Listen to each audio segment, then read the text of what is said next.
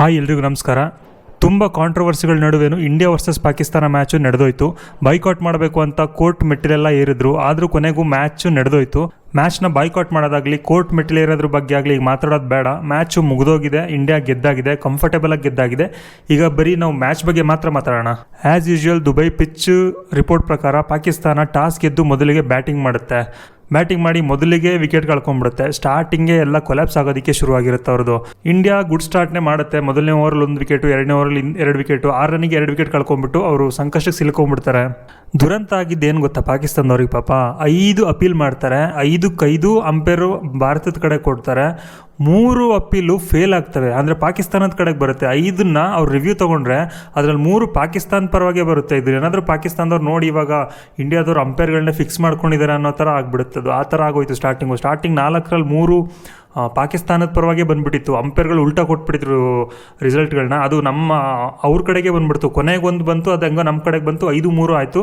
ಅಂತರ ಸ್ವಲ್ಪ ಕಡಿಮೆ ಆಯಿತು. ಇವಾಗ ಪಾಕಿಸ್ತಾನಿ ಫ್ಯಾನ್ಸು ಬರ್ತಾರೆ ಸೋಷಿಯಲ್ ಮೀಡಿಯಾದಲ್ಲಿ, ಈ ಅಂಪೇರ್ನ ಬುಕ್ ಮಾಡ್ಕೊಂಡ್ಬಿಟ್ಟಿದ್ದಾರೆ ಇಂಡಿಯಾದವರು, ಎಲ್ಲ ಬರೀ ಅವ್ರ ಕಡೆಗೆ ಕೊಡ್ತಾಯಿದ್ರು ಹಂಗೆ ಹಿಂಗೆ ಅಂತ. ಕಾದು ನೋಡೋಣ ಇನ್ನೂ ಏನೇನು ಮಾತಾಡ್ತಾರೆ ಸೋಷಿಯಲ್ ಮೀಡಿಯಾದಲ್ಲಿ ಅಂತ ಹೇಳ್ಬಿಟ್ಟು. 60% ಸ್ಟೇಡಿಯಂ ಪೂರ್ತಿ ಖಾಲಿ ಇತ್ತು. ನೀವು ನೋಡ್ಬೋದು ಸೆಕೆಂಡ್ ಟೈರಲ್ಲಿ ಮೇಲ್ಗಡೆ ಜನನೇ ಇರಲಿಲ್ಲ, ಫಸ್ಟ್ ಟೈರಲ್ಲಿ ಮಾತ್ರ ಇದ್ದರು. ನಿಮಗೆ ಅಬ್ಸರ್ವ್ ಮಾಡಿದ್ರೆ ಕ್ಯಾಮ್ರಾ ಆ್ಯಂಗಲ್ಲು ಬ್ಯಾಟ್ಸ್ಮನ್ ಹಿಂದಗಡೆ ಜನ ಕೂತಿರೋ ಥರ ಅಲ್ಲಿ ಮಾತ್ರ ಫಿಲ್ ಮಾಡಿದರು. ಈ ಕಡೆ ಸೈಡು 2 ಕಡೆ ಬ್ಯಾಟಿಂಗ್ ಮಾಡ್ತಾರಲ್ಲ ಅಲ್ಲಿ ಮಾತ್ರ ಜನ ಫಿಲ್ ಮಾಡಿದರು. ಜಾಸ್ತಿ ಕ್ಯಾಮ್ರಾಗಳಲ್ಲಿ ತೋರಿಸ್ತಾ ಇರಲಿಲ್ಲ ಜನ ಇಲ್ಲ ಅನ್ನೋದನ್ನು. ಆಲ್ಮೋಸ್ಟ್ 60% ಖಾಲಿನೇ ಇತ್ತು ನನ್ನ ಪ್ರಕಾರ. ಕರೆಕ್ಟಾಗಿ ನೀವು ವೈಡ್ ಆ್ಯಂಗಲಲ್ಲಿ ನೋಡಿದ್ರೆ ಜನನೇ ಇರಲಿಲ್ಲ ಸ್ಟೇಡಿಯಮಲ್ಲಿ. ಒಂದು 60% ಖಾಲಿ ಇದ್ದರು. ಅದರಲ್ಲಿ ಜಾಸ್ತಿ ಜನ ಇಂಡಿಯನ್ಸೇ ಇದ್ದರು. ಆ್ಯಕ್ಚುಲಿ ಇಂಡಿಯಾದವ್ರು ಬೈಕಾಟ್ ಮಾಡಲಿಲ್ಲ ಅಂದಿದ್ರೆ ಚೆನ್ನಾಗಿರ್ತಿತ್ತು. ಏನೇನೋ ಮಾಡಿದ್ರು. ಬೇರೆ ಮ್ಯಾಚ್ಗಳನ್ನ ಟಿಕೆಟ್ ತೊಗೊಂಡ್ರೆ ಇದನ್ನು ತಗೊಳ್ತೀವಿ ಅನ್ನೋ ಥರ ಕಾನೂನೆಲ್ಲ ಮಾಡಿದ್ರು ಹಿಂದೆ. ಬಟ್ ಈ ಸಲ ಆ ಥರ ಮಾಡಲಿಲ್ಲ. ತೊಗೊಳಂಗಿದ್ರೆ ಇದೊಂದನ್ನೇ ತೊಗೊಳ್ಳಿ ಪರವಾಗಿಲ್ಲ ಅಂತಲೂ ಆಫರ್ ಕೊಟ್ಟರು ಕಡಿಮೆ ಮಾಡೋದ್ರ ಜೊತೆಗೆ. ಆದ್ರೂ ಯಾರು ಟಿಕೆಟ್ ತೊಗೊಳ್ಳಿಲ್ಲ. ಸ್ಟೇಡಿಯಂ ಖಾಲಿ ಇತ್ತು. ಬೈಕಾಟು ಒಂದಂತಕ್ಕೆ ನಿಜ ಆಗಿದೆ, ಸಾಧ್ಯ ಆಗಿದೆ ಅಂತಲೇ ಹೇಳ್ಬೋದು ಅಲ್ಲಿ ನಾವು ಜನಸಂಖ್ಯೆನ ನೋಡಿದ್ರೆ. ಇದ್ರ ಮಧ್ಯೆ ಕುಲ್ದೀಪ್ ಒಂದು ಹ್ಯಾಟ್ರಿಕ್ನ ಮಿಸ್ ಮಾಡಿಕೊಂಡ್ರು. ಆ ವ್ಯಕ್ತಿ ಫೀಲ್ಡಿಂಗ್ನ ಚೆನ್ನಾಗಿ ಮಾಡಲ್ಲ, ಬಟ್ ಬೌಲಿಂಗ್ನ ಮಾಡ್ತಾರೆ. ನೀವು ಅಬ್ಸರ್ವ್ ಮಾಡ್ಬೋದು, ವಿಕೆಟ್ ಪಕ್ಕ ನಿಂತ್ಕೊಂಡು ಬಾಲ್ನೇ ಹಿಡಿಯಲ್ಲ ಅವರು, ಬಿಟ್ಬಿಡ್ತಾರೆ. ಮೇ ಬಿ ಇಂಜುರಿ ಮಾಡ್ಕೊಂಡ್ಬಿಡ್ತೀರ ಅನ್ನೋ ಭಯ ಇರಬೇಕು ಅವ್ರಿಗೆ. ಫಸ್ಟ್ 2 ಓವರಲ್ಲಿ ಅಕ್ಷರ್ ಪಟೇಲು ಬರೀ 3 ರನ್ ಕೊಟ್ಬಿಟ್ಟು 2 ವಿಕೆಟ್ ತೊಗೊಂಡ್ರು. ಅದ್ಭುತವಾಗಿ ಬೌಲಿಂಗ್ ಮಾಡಿದ್ರು ಮಾತ್ರ. 12 ಬಾಲಲ್ಲಿ 3 ರನ್ನು 2 ವಿಕೆಟ್ ತೊಗೊಳ್ಳೋದು ಅಂದರೆ ತಮಾಷೆ ಅಲ್ಲ. ಅದು ಟಾಪ್ ಆರ್ಡರ್ ಬ್ಯಾಟ್ಸ್ಮನ್ಗಳು ಇರುವಾಗ. ಸೊ ಅದೊಂದು ತುಂಬ ಚೆನ್ನಾಗಿ ಮಾಡಿದ್ರು ಫಸ್ಟ್ 2 ಓವರು. ತುಂಬ ಲೋ ಸ್ಕೋರಿಂಗ್ ಗೇಮ್ ಆಗೋದಕ್ಕೆ ಕಾರಣ ಪಿಚ್ಚು ಮತ್ತು ಔಟ್ಫೀಲ್ಡ್ ಎರಡೂ ಸ್ಲೋ ಇತ್ತು. ಅಂದರೆ ಪಿಚ್ ಟರ್ನ್ ಆಗ್ತಾಯಿತ್ತು, ಅಷ್ಟು ಪಿಚ್ ಬಾಲ್ ಬರ್ತಾ ಇರಲಿಲ್ಲ. ಮತ್ತು ಔಟ್ಫೀಲ್ಡು ತುಂಬ ಸ್ಲೋ ಇತ್ತು, ಬಾಲ್ ಓಡ್ತಾ ಇರಲಿಲ್ಲ. ನೀವು ನೋಡ್ಬೋದು ಬೌಂಡ್ರಿ ಹತ್ತತ್ರ ಹೋಗ್ಬಿಟ್ಟು ನಿಂತ್ಕೊತಾ ಇತ್ತು. ಅದು ಮೇಯ್ನ್ ರೀಸನ್ ಆಗಿತ್ತು. ಔಟ್ಫೀಲ್ಡ್ ಸ್ವಲ್ಪ ಫಾಸ್ಟ್ ಇದ್ದಿದ್ರೆ ಸ್ವಲ್ಪ ರನ್ಗಳು ಜಾಸ್ತಿ ಬರ್ತಾಯಿತ್ತು, ಇನ್ನೂ ಸ್ವಲ್ಪ ಮಜಾ ಇರ್ತಿತ್ತು. ಅದ್ರ ಜೊತೆಗೆ ಅವ್ರ ಬೌಲಿಂಗು ಚೆನ್ನಾಗಿತ್ತು, ಅವ್ರ ಬ್ಯಾಟಿಂಗು ಅಷ್ಟೇ ಕಳಪೆ ಆಗಿತ್ತು.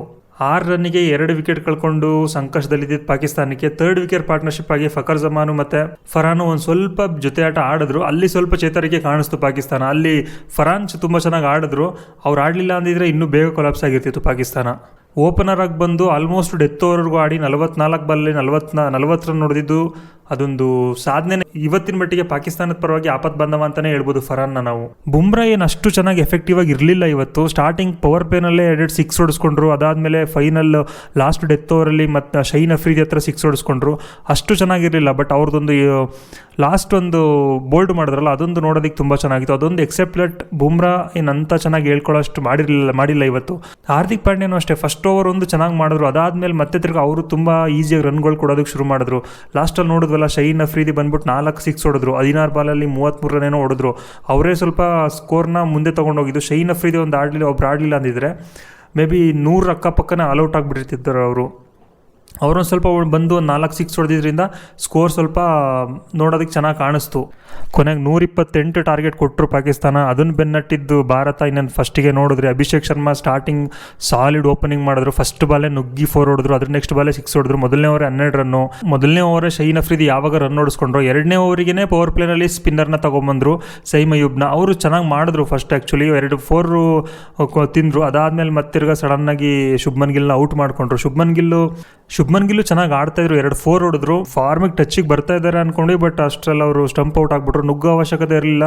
ಕೀಪರ್ ಕ್ವಿಕ್ ಇದ್ರು, ಬಟ್ ಶುಭ್ಮನ್ ಗಿಲ್ ಸ್ವಲ್ಪ ಸ್ಲೋ ಅಂತ ಅನ್ನಿಸ್ತಾ ಇದೆ. ಯಾಕೋ ಬೇಗ ಕ್ರೀಸ್ ಒಳಗಡೆ ಬರ್ತಾ ಇಲ್ಲ. ಬೇರೆ ಯಾರೇ ಆಗಿದ್ರು ಪಟ್ಟಂತ ಕಾಲು ಒಳಗಡೆ ಹಾಕ್ಬಿಟ್ಟಿದ್ರು. ಈ ವಿಷಯದಲ್ಲಿ ಶುಭ್ಮನ್ ಗಿಲ್ ಸ್ವಲ್ಪ ಸ್ಲೋ ಅಂತ ಅನ್ನಿಸ್ತಾ ಇದೆ.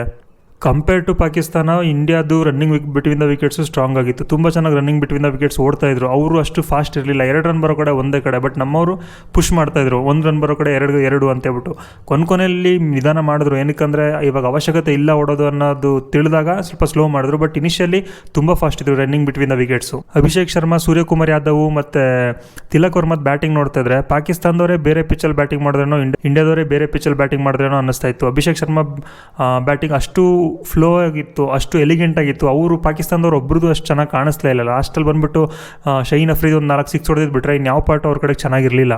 ನವಾಜು, ತಿಲಕ್ ವರ್ಮಾದೊಂದು ಈಸಿ ಕ್ಯಾಚ್ನ ಡ್ರಾಪ್ ಮಾಡಿದ್ರು. ಕಾಟನ್ ಬೋಲ್ಡ್ ಬೌಲಿಂಗ್ ಮಾಡಬೇಕಾದ್ರೆ ನಮ್ಮ ಕಡೆನೂ ಬುಮ್ರಾ ಒಂದು ಕ್ಯಾಚು ಮತ್ತು ಕುಲ್ದೀಪ್ ಯಾದವ್ ಒಂದು ಕ್ಯಾಚ್ನ ಡ್ರಾಪ್ ಮಾಡಿದ್ರು. ಅವ್ರ ಕಡೆ 1 ಕ್ಯಾಚ್ ಡ್ರಾಪ್ ಆಯಿತು, ನಮ್ಮ ಕಡೆ 2 ಕ್ಯಾಚ್ ಡ್ರಾಪ್ ಆಗಿತ್ತು. ಸೇಮ್ ಅಯೂಬ್ ಬಗ್ಗೆ ಮಾತಾಡಲೇಬೇಕು. ಒಳ್ಳೆ ಯಂಗ್ಸ್ಟರ್ ಸ್ಪಿನ್ನರು. ಅದು ಆ ಟ್ಯಾಲೆಂಟ್ನ ಮೇ ಬಿ ಮೈಕ್ ಹೆಸನ್ನು ಎಕ್ಕಿ ತಂದಿರೋದು ಅಂತ ಕಾಣಿಸುತ್ತೆ. ಟಾಪ್ ಆರ್ಡರ್ 3 ಜನನ ಔಟ್ ಮಾಡಿದ್ರು.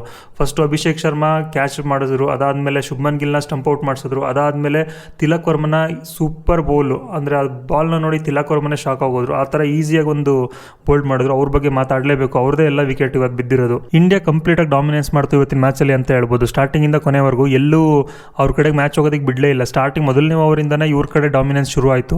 ಎಲ್ಲ ಒಳಗಡೆ ಇದ್ರು. ಪಾಕಿಸ್ತಾನ ಗೇಮ್ ಒಳಗಡೆ ಬರಲೇ ಇಲ್ಲ. ತುಂಬ ಚೆನ್ನಾಗಿ ಆಡಿದ್ರು ಭಾರತದವರು. ಲಾಸ್ಟು 3 ರನ್ 28 ಬಾಲಲ್ಲಿ 3 ರನ್ ಬೇಕಾಗಿರುವಾಗ LBW ರಿವ್ಯೂ ತೊಗೊತಾ ಇದ್ರು ಸೂರ್ಯಕುಮಾರ್ ಯಾದವ್ದು ಪಾಕಿಸ್ತಾನದವರು. ಏನೂ ಅರ್ಥ ಆಗಿಲ್ಲ. ಇನ್ನೊಂದು ಬಾಲ್ 2 ಬಾಲ್ ಬಿಟ್ಬಿಟ್ರೆ ಹೊಡ್ಕೊಂಡು ಹೋಗ್ಬಿಡ್ತಾರೆ ಅತ್ಲಾಗೆ.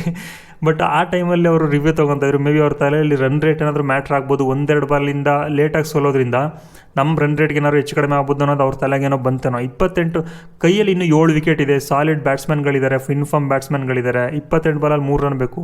ಹೊಡ್ಕೊಂಡು ಹೋಗಲಿ ಅಂದ್ಕೊಂಡು ಸುಮ್ಮನೆ ಆಗ್ಬೋದಾಗಿತ್ತು. ಅಲ್ಲಿ ರಿವ್ಯೂ ತೊಗೊಂಡ್ರು, ಬಟ್ ರಿವ್ಯೂನೂ ಸೋತರು. ಅದ್ರ ನೆಕ್ಸ್ಟ್ ಬಾಲೇ ಸೂರ್ಯಕುಮಾರ್ ಯಾದವ್ ಹೊಡೆದು ವಿನ್ ಮಾಡಿಸಿದ್ರು. 15.5 ಓವರಲ್ಲಿ 128 ಟಾರ್ಗೆಟ್ನ ಹೊಡೆದು ಬಿಸಾಕಿದ್ರು. ಅದರಲ್ಲಿ ಅಭಿಷೇಕ್ ಶರ್ಮಾ ತುಂಬ ಚೆನ್ನಾಗಿ ಆಡಿದ್ರು. ಅದಾದಮೇಲೆ ಸೂರ್ಯಕುಮಾರ್ ಯಾದವ್ ತುಂಬ ಚೆನ್ನಾಗಿ ಆಡಿದ್ರು. ಅದ್ರ ನಮ್ಮವ್ರು ಎಲ್ಲರೂ ಚೆನ್ನಾಗಿ ಆಡಿದ್ದಾರೆ. ನಮ್ಮವ್ರು ಯಾರು ಫೇಲ್ ಆಗಿಲ್ಲ. ಗಿಲ್ ಹತ್ರ ನೋಡಿದ್ರು, ಅವರು ಏನು ಫೇಲ್ ಅಂತ ಹೇಳಂಗಿಲ್ಲ. ಅದಾದಮೇಲೆ ಶಿವಮ್ ದುಬೇನೂ ಬಂದು ಒಳ್ಳೆ ಸಾಲಿಡ್ 6 ಹೊಡೆದ್ರು. ಅವರು ಚೆನ್ನಾಗಿ ಆಡಿದ್ರು. ಎಲ್ಲ ಎಂಟೈರ್ ಯೂನಿಟ್ ಚೆನ್ನಾಗಿ ಆಡಿದ್ರು. ಸ್ವಲ್ಪ ಬೌಲರ್ಸೇ ಚೆನ್ನಾಗಿ ಆಡಿದ್ದಾರೆ ಆ್ಯಕ್ಚುಲಿ ಹೇಳ್ಬೇಕಂದ್ರೆ. ಬಟ್ ಕಂಪ್ಯಾರಿಟಿವ್ಲಿ ಬುಮ್ರಾ ಮತ್ತು ಹಾರ್ದಿಕ್ ಕಾಸ್ಟ್ಲಿ ಆದರು ಅಂತ ಅಂದೆ. ಬಟ್ 127 ರನ್ನಿಗೆ ಕಟ್ ಹಾಕೋದಂದ್ರೆ ಎಲ್ಲರೂ ಚೆನ್ನಾಗೇ ಮಾಡಿದ್ದಾರೆ. ಕಂಪ್ಯಾರಿಟಿವ್ಲಿ ಅವರು ಸ್ವಲ್ಪ ಕಾಸ್ಟ್ಲಿ ಆದರು ಅಂತ ಹೇಳಿದಷ್ಟೇ. ಇನ್ನು ಅದು ಬಿಟ್ಟರೆ ಎಲ್ಲರೂ ಚೆನ್ನಾಗಿ ಆಡಿದ್ರು. ಮೇ ಬಿ 47 ರನ್ ನೋಡ್ತಿರೋದು 37 ಬಾಲಲ್ಲಿ ಸೂರ್ಯಕುಮಾರ್ ಯಾದವ್ ಪಂದ್ಯಶ್ರೇಷ್ಠ ಆಗ್ಬೋದು.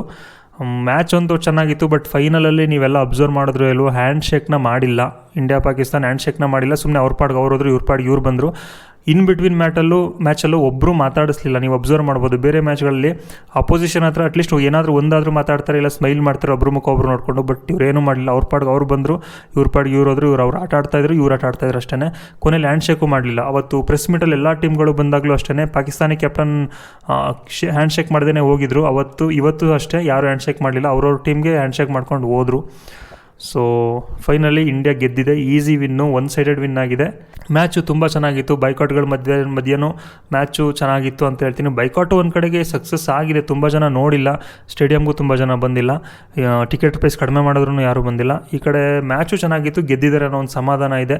ಇದು ಭಾರತ ವರ್ಸಸ್ ಪಾಕಿಸ್ತಾನ ಏಷ್ಯಾ ಕಪ್ನ ಕುರಿತಾದ ನನ್ನ ಒಂದು ಅಭಿಪ್ರಾಯ. ವಿಡಿಯೋ ಇಷ್ಟ ಆಗಿದ್ರೆ ಒಂದೇ ಒಂದು ಲೈಕ್ ಮಾಡಿ. ಕಬಡ್ಡಿ ಹಾಗೂ ಕ್ರಿಕೆಟ್ ಅಪ್ಡೇಟ್ಸ್ಗೋಸ್ಕರ ಚಾನಲ್ನ ಸಬ್ಸ್ಕ್ರೈಬ್ ಮಾಡ್ಕೊಳ್ಳಿ. Thank you. ಬಾಯ್.